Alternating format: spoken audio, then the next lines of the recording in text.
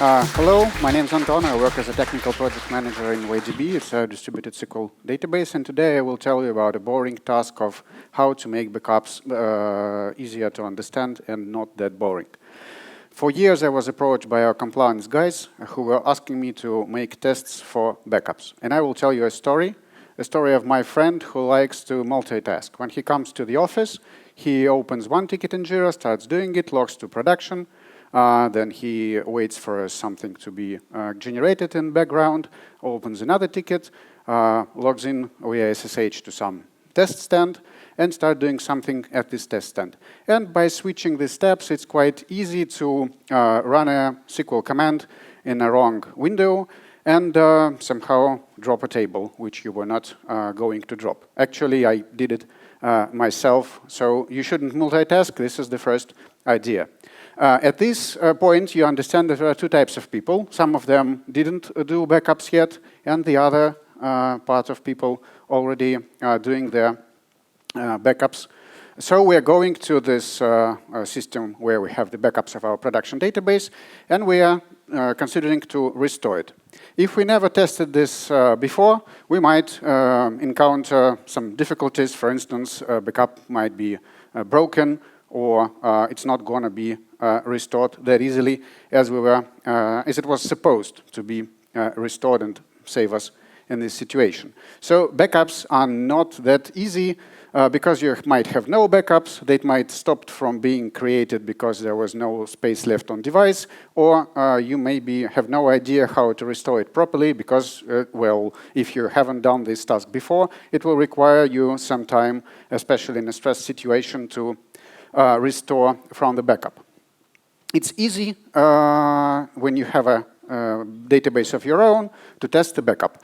You just create the schedule, backup is created, then you restore the backup and compare it with the original database if it's okay. But if you are providing a managed service where you have a lot of databases from other customers who store their data in this database, and you provide automatical backups to a cloud service like AWS S3, it's pretty complex to test all the backups because you are compliant in different meanings, and you cannot look into the user's data. You can't just restore users' databases and compare it with the original data. You need to make sure that all the automation you use to back up users' data is working correctly. So we decided to add backups to our end-to-end testing. We have some sort of automated system that creates database, fills it with data, creates tables with different features, uploads data from different data sources. We decided to add backup and restore tests to this end-to-end testing scenario. So we check that all the all the tables are similar to the original tables, which were backed.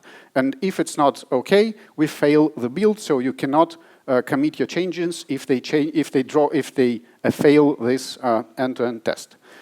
But it's pretty hard to make sure that every developer who adds a new feature have added this functionality to this end-to-end test. For instance, you create a CDC stream, you have to add it in the tables for the end-to-end test. And we decided to make it our culture. So every developer knows that if they have to release a new feature, they have to write documentation, write tests, and make sure that this backup end-to-end test supports this new feature. If you add a new feature, you have to add it to this end-to-end backup test. Create a table with change data capture stream and make sure that the restored table from backup also has this change data capture stream created on the first step. It helps to avoid situations when you restore tables from backups, but it didn't have the information about indexes or something like this. So end-to-end tests can change your culture, and developers will think in user scenarios because they have to add new functionality to the standard procedure of end-to-end testing. Also, you can easily try WebDB since it's a managed service. It's available in Netways Cloud. You can just type in Google, Netways Cloud. It's free currently located in Israel. I will talk about this a little bit more on my next talk in half an hour, I guess. Thank you very much.